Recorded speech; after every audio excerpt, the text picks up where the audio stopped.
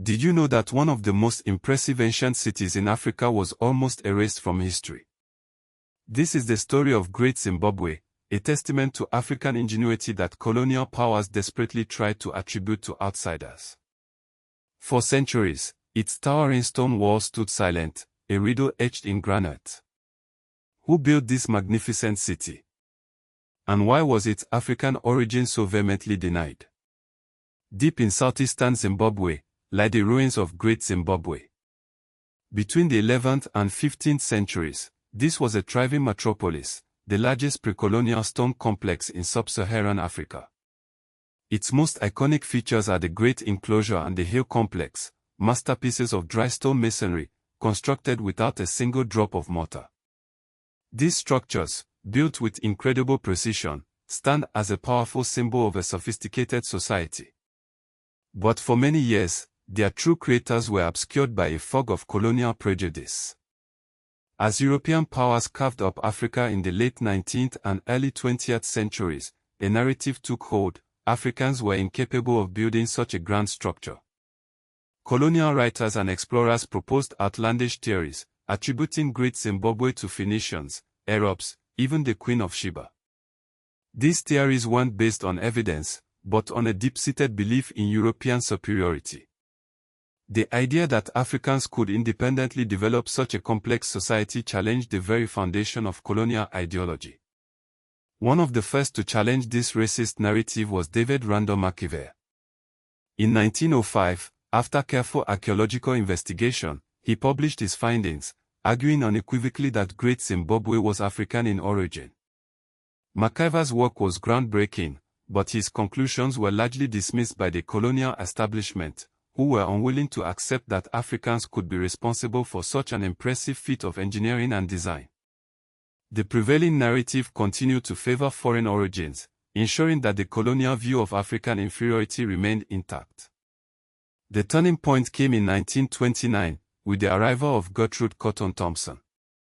A respected archaeologist, she approached Great Zimbabwe with scientific rigor. After meticulous excavations, she reached the same conclusion as Makiver: Great Zimbabwe was built by Africans. Cotton Thompson's authority and the weight of her evidence finally started to shift the narrative. She demonstrated that the artifacts found at the site were consistent with other African cultures, further solidifying the African attribution. While Cotton Thompson's findings were a major step forward, the struggle to reclaim Great Zimbabwe for African history was far from over. The idea that it was built by ancestors of the Shona-speaking people, the very people who lived in the region, was still met with resistance. But archaeological evidence continued to mount, demonstrating a clear link between Great Zimbabwe and the Shona culture. This included similar building techniques, pottery styles, and oral traditions, all pointing to a continuous cultural lineage. Great Zimbabwe wasn't just an isolated ceremonial center. It was the heart of a powerful regional polity, deeply embedded in a vast trading network. Archaeological discoveries reveal connections stretching far beyond the African continent.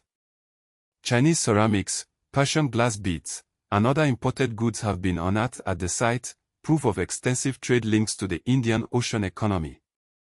Gold and ivory, sourced from the surrounding region, flowed out of Great Zimbabwe, fueling its growth and influence. The wealth generated from these trade routes allowed the city to flourish and expand.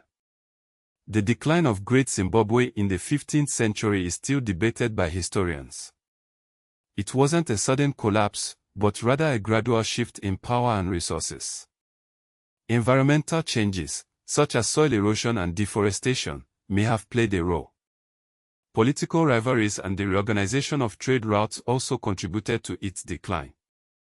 As Great Zimbabwe waned, the Mutapa state rose to prominence, inheriting some of its power and influence. Today, Great Zimbabwe stands as a powerful symbol of African achievement. The modern nation of Zimbabwe takes its name from this ancient city, a testament to its enduring legacy. After independence, Great Zimbabwe became a focal point of national pride, a symbol of resistance against colonial narratives. It represents a reclamation of African history and a celebration of African ingenuity. Great Zimbabwe's story is not just about the past, it's about the present and the future. It raises important questions about heritage ownership, restitution, and the way African history is presented in museums and educational institutions. It challenges the persistent stereotypes that portray African urbanism and statecraft as imported, rather than developed locally. Great Zimbabwe is a reminder that Africa has a rich and complex history, full of innovation, resilience, and cultural achievement. It is a reminder that history must be told accurately, free from the biases and prejudices of the past. The stones of Great Zimbabwe speak volumes, if only we are willing to listen.